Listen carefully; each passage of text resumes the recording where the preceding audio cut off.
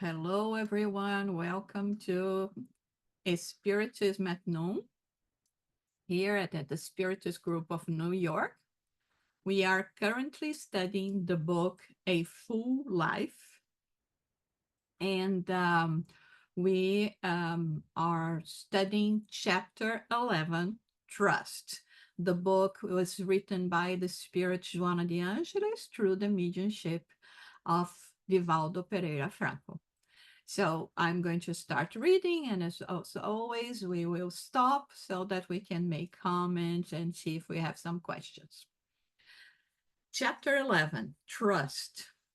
Never doubt the victory of the love of our Celestial Father who watches over the universe and sustains it. During our harshest trials, we always receive unexpected resources even if we did not request them. What matters most is to always trust in the divine providence that never makes mistakes or forgets to love the entire creation.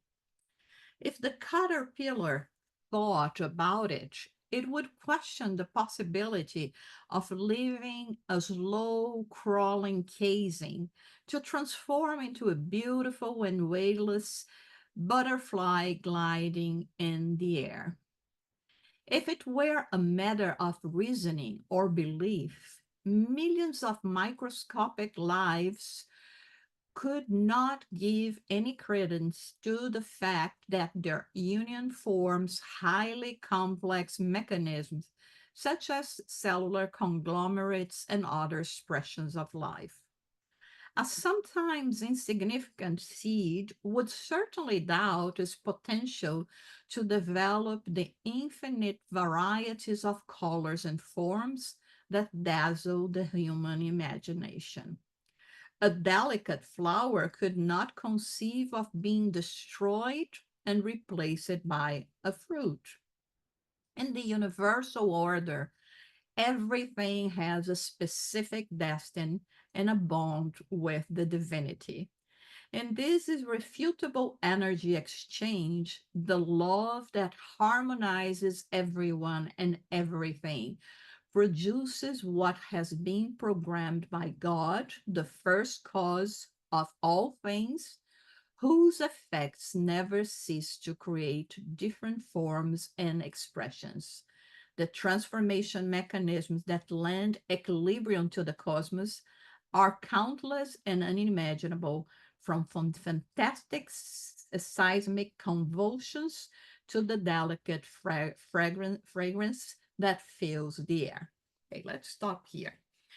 Well, that's a hard way to begin, right? So Joana de Angelis talking about trust because when she gives those examples in terms of nature, talking about all the transformation that we can see in nature, from the caterpillar, like she says, to the seed, to the flower that becomes a fruit, to a cell that lives in a conglomerate of cells, all of that. I think that I believe that in a way she's trying to say, even if we consider ourselves to be big, we're not that big, right? Or we do not have really the possibility of understanding completely how things are intrinsically connected, and to trust God that even when we look at one thing and think and question the wisdom of God, there is logic behind all that. So, like she says here, the fruit may not be happy at a flower because she's going to be destroyed to give place to a fruit. But then it comes the fruit.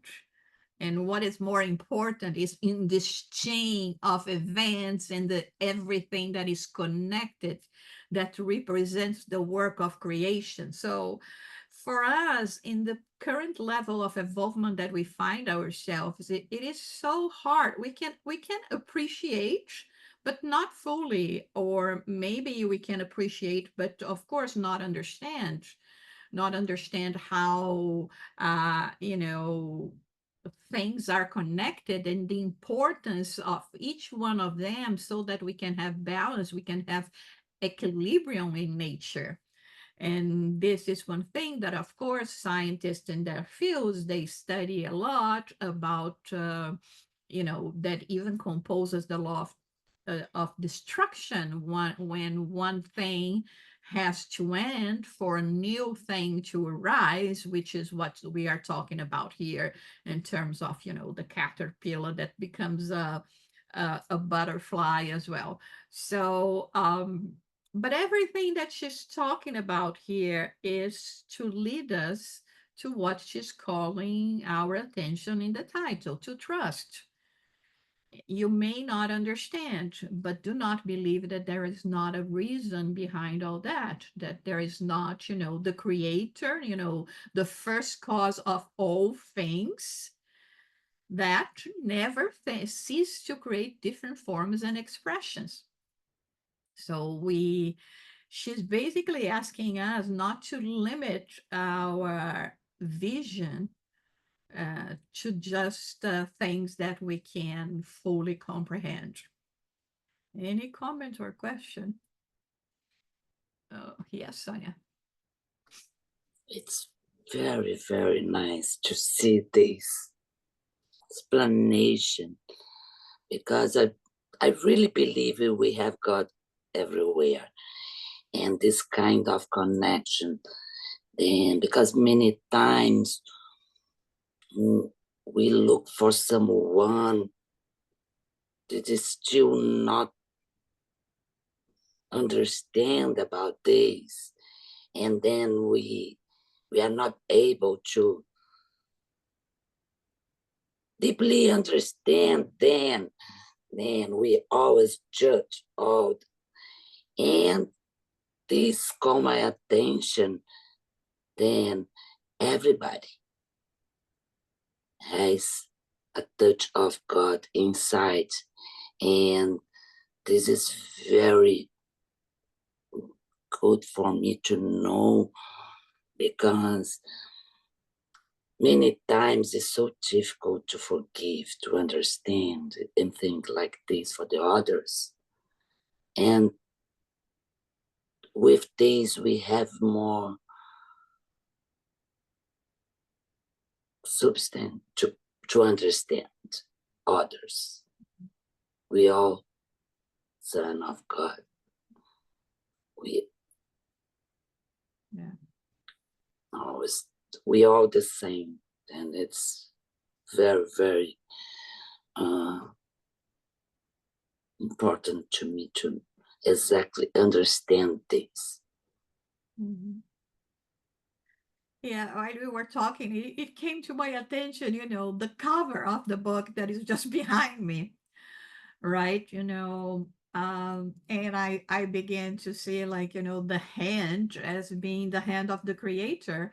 Here we have the representation of, creation, earth, wind, and fire, and the sun, how the seed is beginning to sprout from the soil, and at the back we already have the tree, and we have the sun and all the elements that give life, right, that propitiate us to grow. And it's very beautiful when we think about that. And even if we cannot understand their functions and our function per se, uh, I mean, if we are part of the creation, if we are created, it's because we have an importance, and we are going to be each time more understand about it. And this is why we are studying, and we're trying to open our understanding in order to be able to fulfill our role in this earth. And sometimes, it doesn't need to be the role of a superhero, right? We can be superheroes in our homes, and I mean, in conducting the lives of others that were, delivered to us that belong to the same family circle, the friends that we have more contact with, and all that. So let's continue reading. When we observe the food chain that sustains life, we are taken by complex and alarming feelings upon corroborating that the lives of certain animals are responsible for the lives of other animals in a determinism that establishes the harmony of the very existence.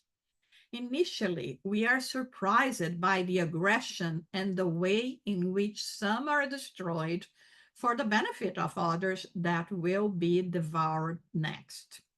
Then we are taken by compassion to finally understand that there is no other way, at least for the moment, to sustain plant, animal, and human life because everything is transitory and mutable by life itself, the energy celebrated as such.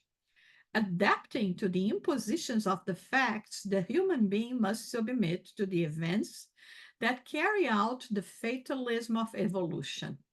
From the imperfect to the harmonious, from the simple to the complex, from ignorance to knowledge, those are the steps that life takes to reach the higher stage and, in that march, to free itself from the impositions of the law of destruction characteristic of the lower stages. So here, it's really intriguing this, the food chain, like she says here, and how we observe that in order to survive, uh, animals, plants, and they have to feed on others. We as human beings, we feed on others. We feed we nourish ourselves. Even if you are a vegetarian, you are still eating plants, right? You may not be eating animals anymore, but you're still eating plants, you're still eating fruits, you're still eating every, all the vegetables that there is. And when we think about it, that all represent life, everything represents life, but it's like it says here, it's part of a world that is still in evolvement, where we still need, in order to survive, to go to these different stages. What is intriguing here is that, from what she implies is that in a in a future, not near future, but in the future, we may not need to see this kind of destruction anymore in order for us to survive. It may be different. We heard of yogis, for instance, of people on this earth that live it out of air and water.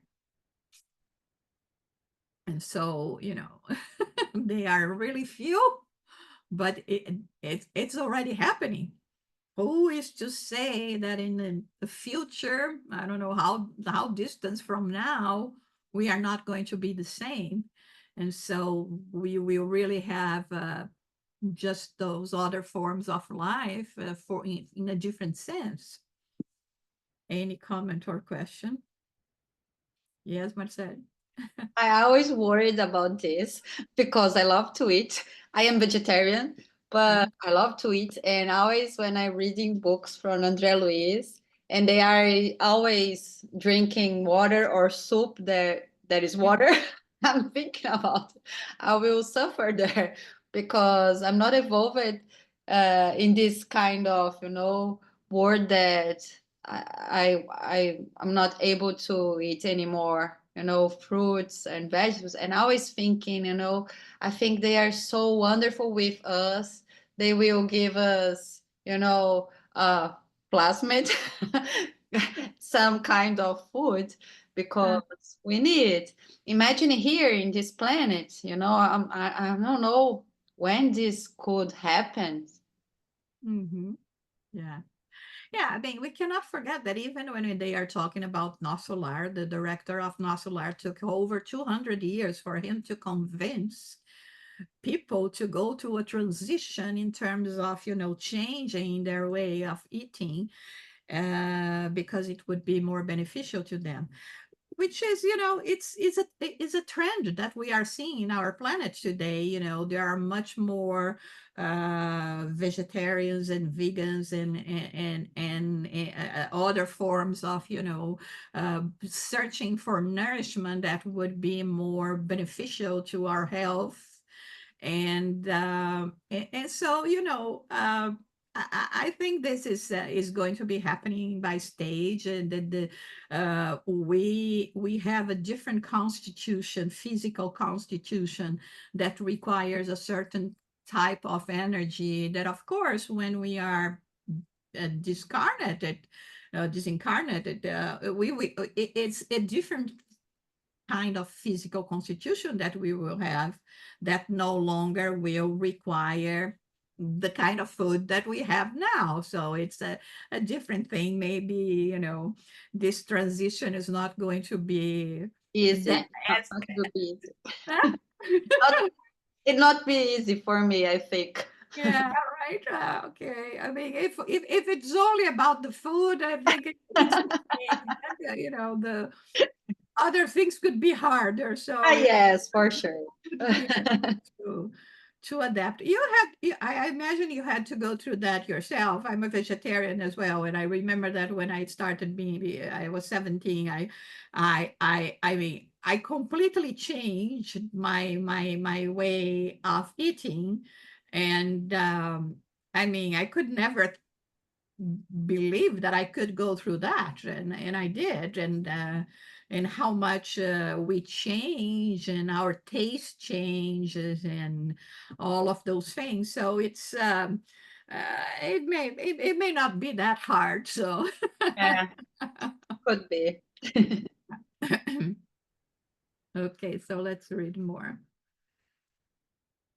By adapting to the phenomena of this transformational process, spirits develop their potential to attain plenitude. Conflicts of all kinds are beneficial at the hands of the destiny that shapes every event. For that reason, suffering is not the tragedy that people usually make it out to be. It is a purification, an improvement for recalcitrant and rebellious attitudes that get in the way of the natural process and therefore must be made to adapt to the existential purpose. For this reason, knowledge plays a preponderant role in the course of life, as this process is established as part of the existential programming. Uh, I was thinking about, the ice age, the end of the dinosaurs. So those are things that are facts, right? That we have here and happen in this planet. So it's obvious that we are going to transformation, animal life and human life. Especially for us here in New York, if you just go to the Natural History Museum, you will see the different skeletons, right, of humans in the diverse stages of life, and the dinosaurs, and all of that, and giant mammals. And so going through those kind of transitions, and what is hard for us to understand here when she's saying is that some of the transitions that may seem to be a bad thing for the moment wind up becoming an important event in the future. So our vision is very limited.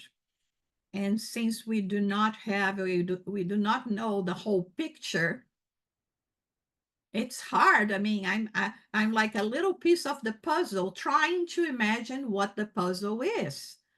But each one of us will be a different shape and color of this puzzle, and individual alone, not knowing. And so I can only imagine up to a certain point. So what we here are going to be imagining is going to be different from each other, because I will imagine from my perspective.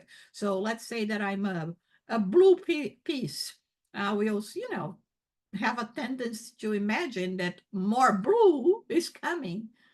And maybe you're yellow and you will think that more yellow is coming and red and so forth. And so we don't know. We don't know. And but it's still, we want to imagine that,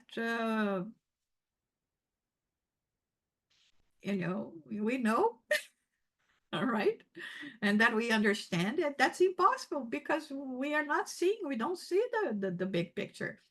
And that's why I think she's saying trust, because even when things seems to be out of control, it is not, right. I can only imagine that when that asteroid fell here on Earth and destroyed all the dinosaurs.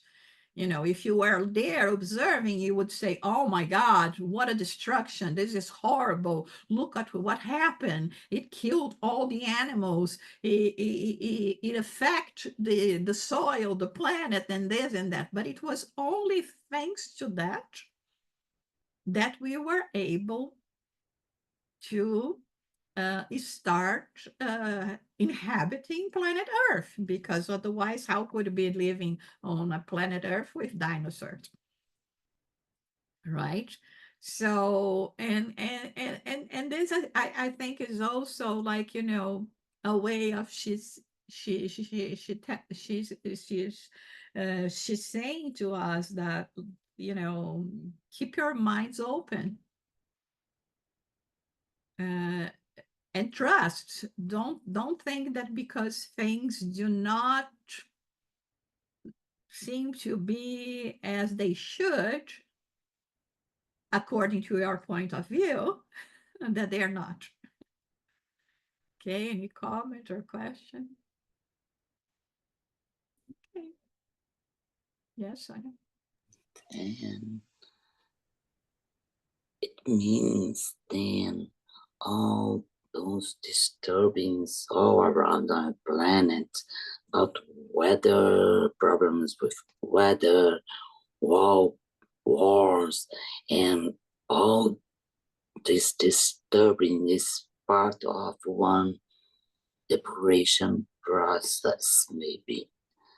Or because always I feel guilt. Oh, I'm not using the water less than I should be used. And the small things like this, then we are responsible for our planet. And then, because I really believe this kind of problems with weather, it's consequence about men behavior.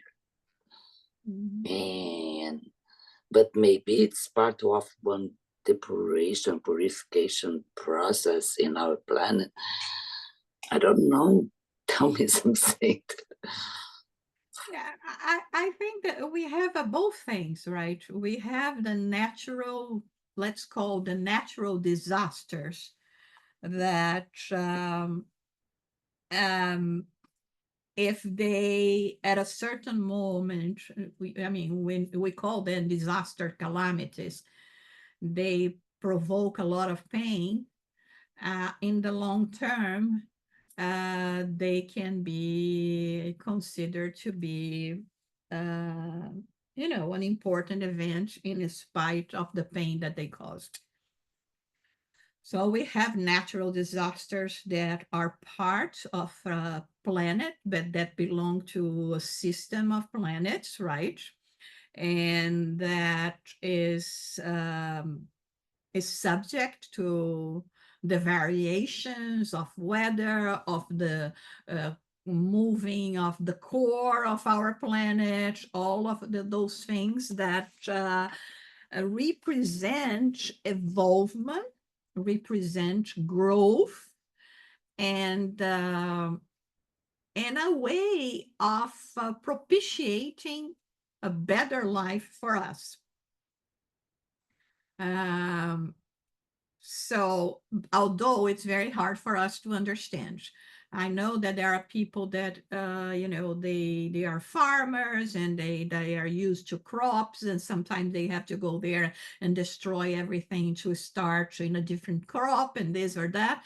And so they understand more how this process happens in relation to us. But there are a lot of things that I think we are causing troubles to ourselves. So wars are not God's designs. They represent humankind ambition, right? And But it doesn't mean that once they are happening, that we are not going to learn from them, right? So we are learning to become more compassionate, to try not to do the same ourselves, and but it's a very slow process. So I think we have both, but even when we are talking in terms of wars, there is the byproduct of ambition, etc., hatred that exists among nations, etc., desire to dominate, that is out of control. Like parents when they see their children fighting, and they wait for a moment and say, let's see if they can solve that by themselves before we interfere, right? Uh, and so I think it's the same thing. When we do not solve things for ourselves, then maybe more difficult challenges like a pandemic situation may arise that will oblige us to be locked in our homes and reflect how hard it is not to be able to be in contact with other human beings.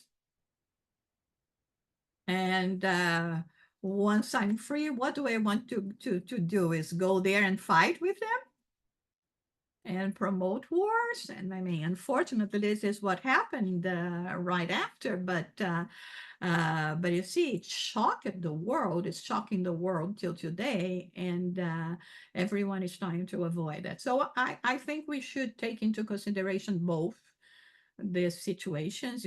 Things that are related to natural uh, cataclysms, natural things uh, that will be resulting in a good thing for us, although for the moment we don't see it this way. And things that unfortunately we are bringing to ourselves, we are aggravating things to ourselves, and that we shouldn't be going through that. Because you see, when we are talking about wars, uh, even though we are not in a war zone, we are suffering because of that. Uh, just by thinking and imagining how hard it is for some people, right? Yeah. So let's see. The earth is a blessed school of spiritual improvement for the spirits that inhabit it, using its resources to reach the kingdom of heaven. Once that progressive journey has begun, each moment brings new experiences that provide knowledge and make it more beautiful. It is natural for a long journey to present obstacles, which are in turn challenges to be overcome and help us advance. The highlands always benefit the lowlands with their streams, rivers, resplendent nature, and views that extend into infinite. In the lowlands, there is turmoil, the mixture of interests, a place where waterfalls dump waters that will swiftly run across the land, carrying mud and debris, which will be drained in order to reach the great ocean, where everything is lost in the mixing waters and all the different elements that live in them. The hope of proceeding in a gentle and unbreakable way is the universal fate. But in case of human beings, it must consist of confidence and the courage to go on in any situation, providing the learners with the joy and serenity that help them face any new obstacles. Every ascent is difficult, especially because one must conquer unfamiliar terrain and be surprised by different views, enjoying the blessing of what is new and unknown. Again, she continues saying, of the different positions we hold, and how, in depending on where the position we are going to have certain experiences versus others. But even when we are, like she says here, in the lowlands, the natural course of things is that we are going to find balance, equilibrium. We are going to be mixing in the waters of the ocean. We are going to be in touch with the different elements that are there. And of course, when she's talking about, human beings and everything that we want to achieve, we want to learn, it means that it's going to be difficult because it's not something that we already know. We don't know how to do it. And in a way, when we are facing challenges, from whatever kind of challenges we wanted to see, we have to put our minds, our intelligence to work to to better go through that phase, to that situation. And this is how, so many inventions and things come about to make our lives easier. So and then she says, every ascent, the process of ascension is difficult because it's a new thing for us. We are going to meet unfamiliar things, but it doesn't mean that it's not good. On the contrary, if we are ascending, it is a good thing. But like you say, this transition to water and soup, I'm not so sure about it. Right? Um, I think the problem here is taking this that she says joy and serenity. It's so difficult to have joy and serenity when you are facing obstacles, right? We know that we will have problems. We know that we need to face difficult challenge.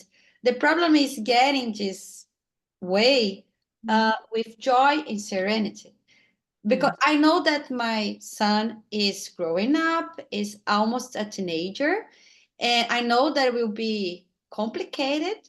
But when he's starting, being aggressive, I feel that I can't do this.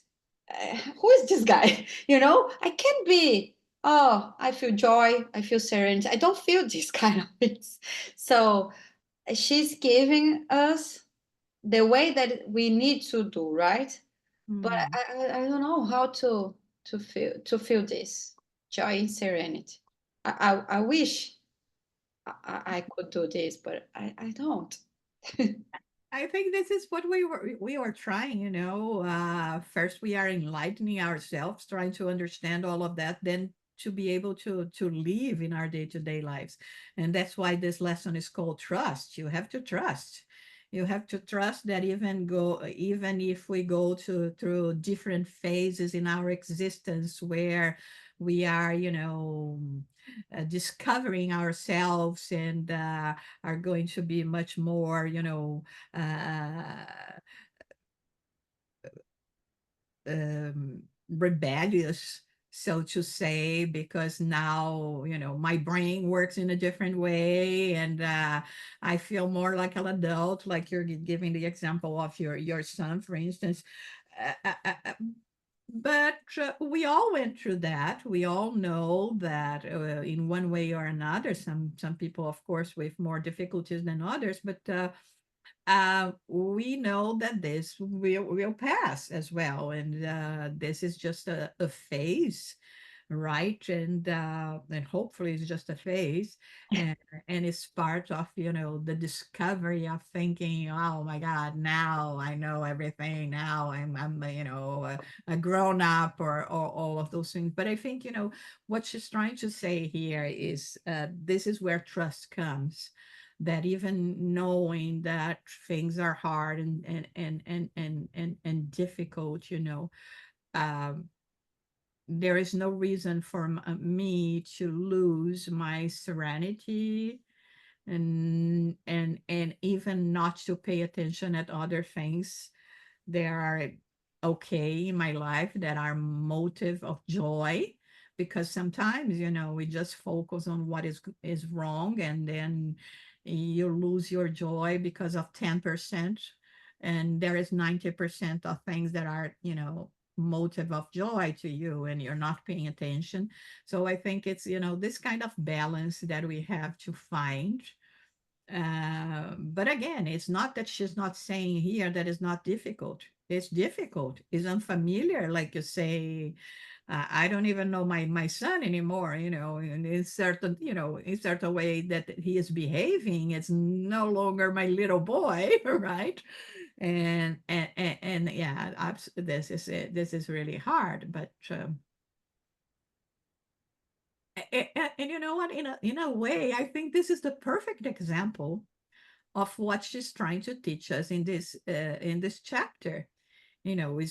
Is going through this turmoil, is being a person that is questioning everything, each and every decision that we make. Teenagers in general. Let's not just talk about your son anymore. Let's talk about in general, right? They question everything.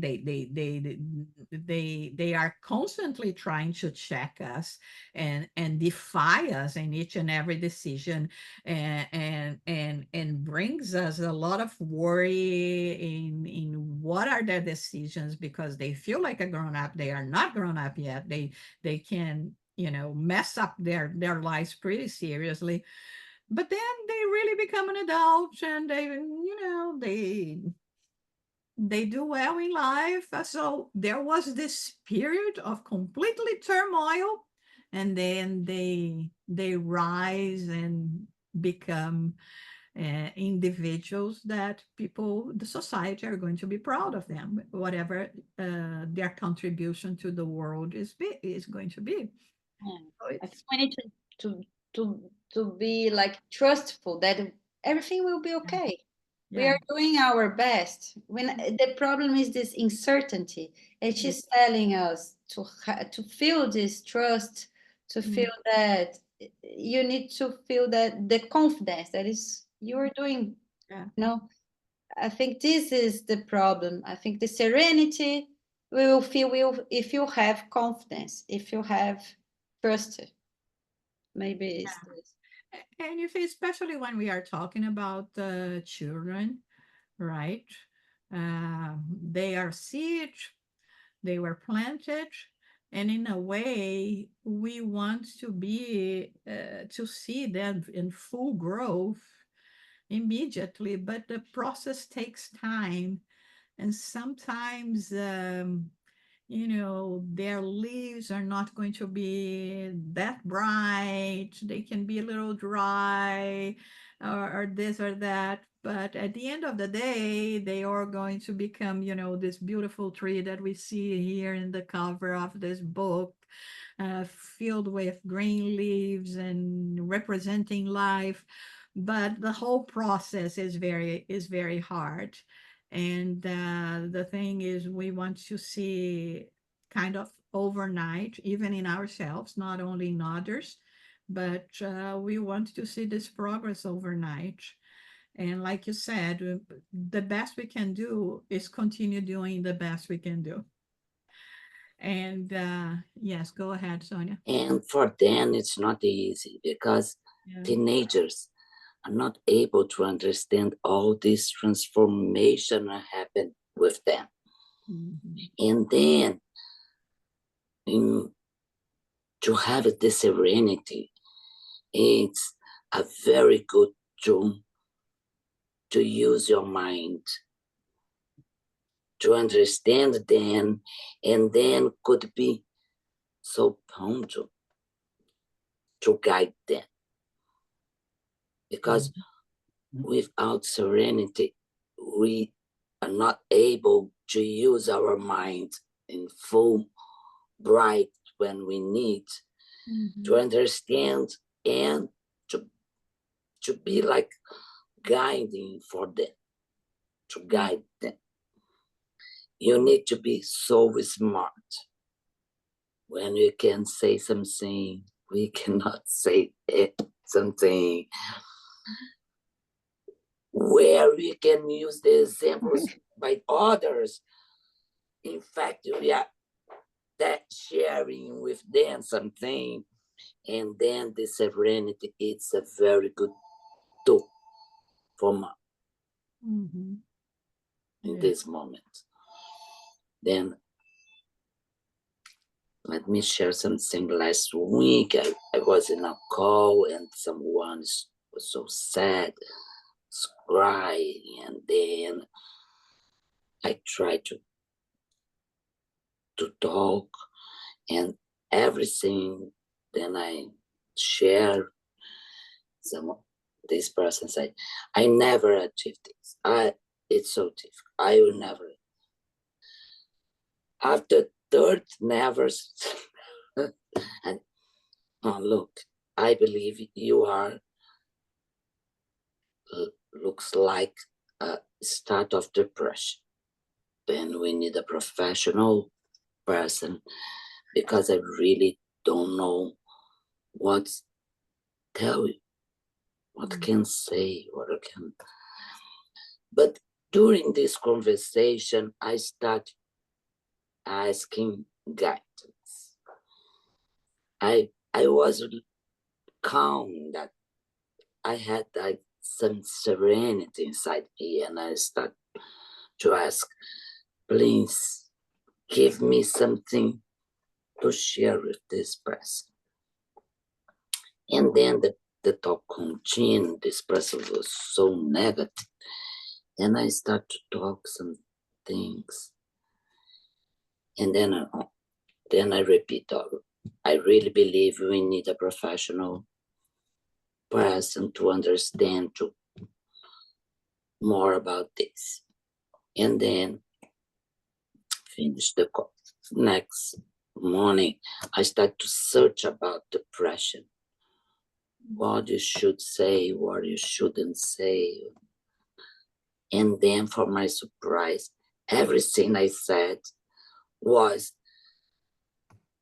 listed in what you should say. Because that moment I used the serenity that I had. Of course, I asked help. I asked help. And I don't understand anything about depression. But something guide me to use the right words in that time. I really believe the serenity is what make me able to do this, to help that person that time.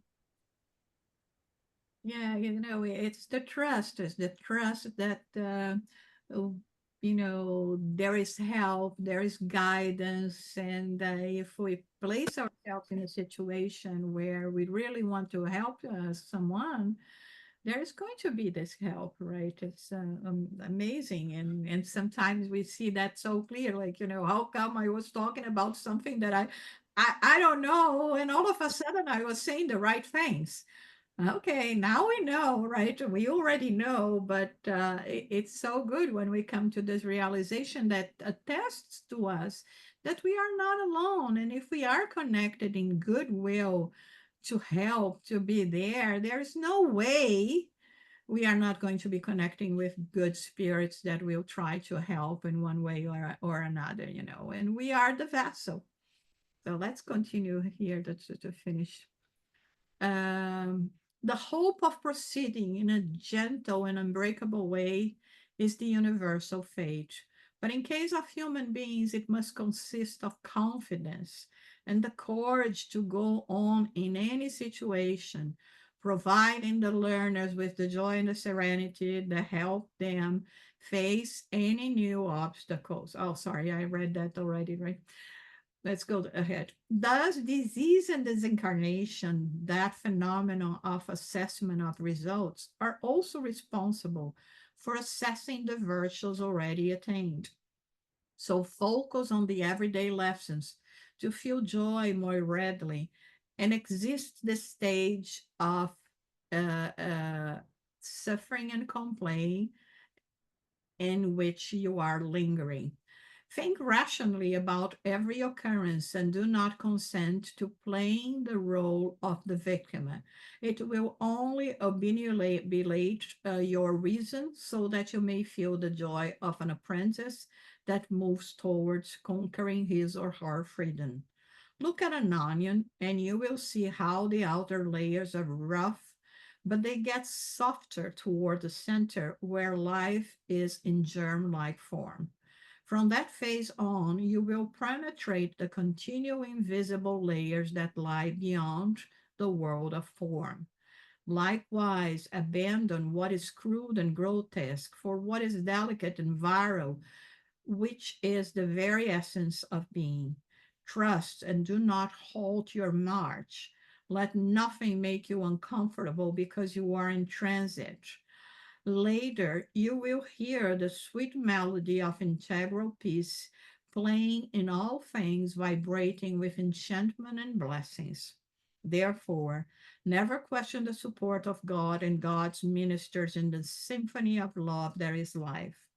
Live in perfect identification with the existential programs and the confidence that will take over your thinking will lead you to existential plenitude.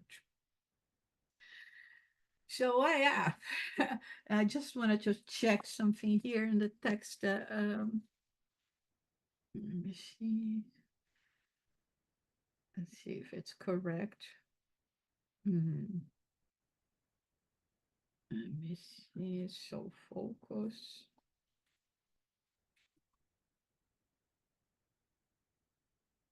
and exit. Yeah. Mhm. Uh, uh,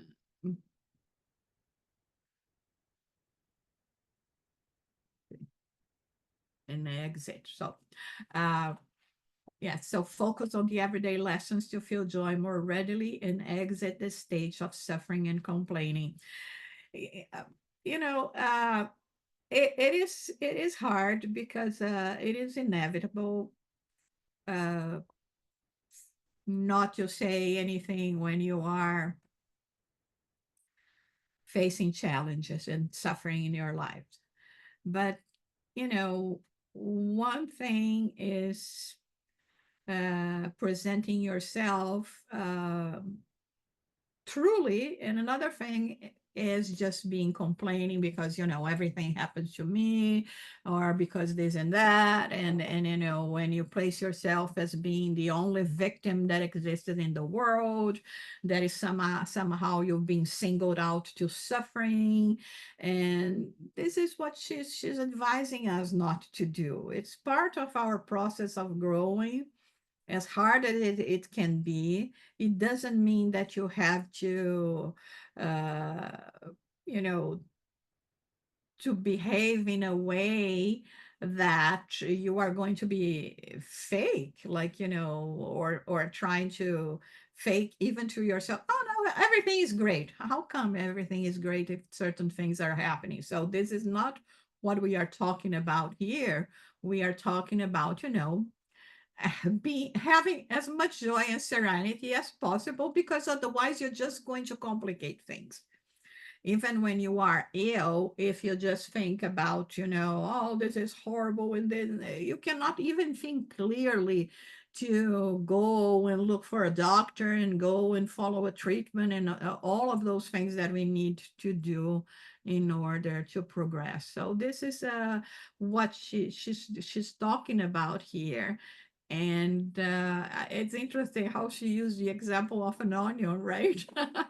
I would never think about using an example like that, when the outer layers are rougher and then the center is tender and softer. And I mean, this is what we are, right? There are circumstances that are going to make our march more difficult, but again, very much like the last lesson that she told us, no matter what, just move forward. Here's the same thing, trust. Uh, do not stop your march, and at the end of the day, our time here on earth, it passes very fast, right? It's very fast. Like again, coming back to you, Marcel, I'm sure you will think, oh my God, just yesterday I had a baby in my lap. And now I have this teenager. But time really flies, time really flies. Time really flies, and but like she says here, never question that above all things, we always going to have the support of God and the God's messengers, and that like Sonia gave the example, that person needed guidance and needed someone balanced to bring someone that this person would listen to bring this mm, information, right, to bring this knowledge. And so we have to be here and place ourselves uh, at the disposal of these messengers, good messengers, so that we can be as well, in a small scale, messengers ourselves, right, to disseminate this joy, this will of living and of continuing the struggles, everything, but at the end of the day is bringing us more maturity and growth, right? Any questions? Go ahead, Mike. I like this sentence that you said about God. God is like Sonia was talking. God is always supporting us. I think we are not aware all the time. I started being aware, conscious, and thinking, see, they are helping me. And sometimes when we are not connected with our spirituality, because I'm not super medium as Divaldo or Chico. Sometimes we just our thoughts are they are communicating with us, trying to help us. So now I'm more aware and more grateful because I know they all the time is trying to help us. Yesterday happened something and I say, wow, they helped me. I know it's not my thought. My daughter, it's burned with a caterpillar and I didn't see. She came as a burn and a lot of hairs. And I say, wow, and I didn't see the caterpillar and I didn't know how to deal with this. But came to me a thought. I said, "Wow, I know. I will get a tape, and I will uh, took put the tape in your skin in and get." But I never thought about this. I know that is not my idea. And after this, I say, "Thank you." Thank you. I know you are helping me. I know because it's not my idea and help it. And after it's like Sonia, after this thought that is not mine and I did and help it, I will looking for about and they are saying you need to do this with the tape. You say, wow, it's really not my idea and I never read before. So now I'm always watching my good thoughts and say thank you, more grateful because I know they all the time try to help us when we are connected because sometimes we are not the same vibration. So I always try to, okay, serenity, to stay with them, to listen, to be with them, because depend our vibration, we can't no listen them. So now I'm more aware about this. Yeah, it's amazing, right? What you're telling me, because it, the small things, not so small for us, of course, because at the moment you are so worried, you want to help, and don't know what to do. But you see, this is something that we build with time, and sometimes, people will not even realize. Uh, will not even realize whether there was help or not. Many times they say, well, what a good, oh, look how smart I am, what a great idea I had. And of course, at the end of the day, the idea was completely inspired by the good spirits, because like you say, I never heard about it. Yes, I never. Never knew about it. Thank you so much. Now I learned something else. And perhaps I hope I don't have the opportunity to test it. But if it comes to place, we know what to do. But yes, it's so amazing, and I think that if we look more at our lives, our day-to-day lives, and we paid attention in the little things, God is so much present, right? All the time, and we are not even acknowledging that. So And she started to say, "Mommy, why me?" Because we are four. And yeah. I say, "Why me? Why happened to me?" And I say, "Maya, maybe we need to change the way you are thinking. Maybe you need to say, thank you, God, because never serious really happened to me. Thank you, God, the mommy could have the tape. Thank you, God, because I have the solution. Thank you. I don't need to go to the hospital." So it's a way to think, not being the victim. But I understand her, because it's really hurtful. And I say, Maya, I know that is hurting, but thinking like this not helping. Why me? Why me? Because, not helping this kind of thought. No, it doesn't help at all. It's yeah. Uh, this is like, playing the role of a victim, right? And Yeah. so it's complicated, but yeah, I mean, that's an incredible experience. Thank you for sharing. And yeah, trust, that's the topic of today, trust. Even if we are not um, uh, you know uh, understanding quite well what's happening, right? Okay, so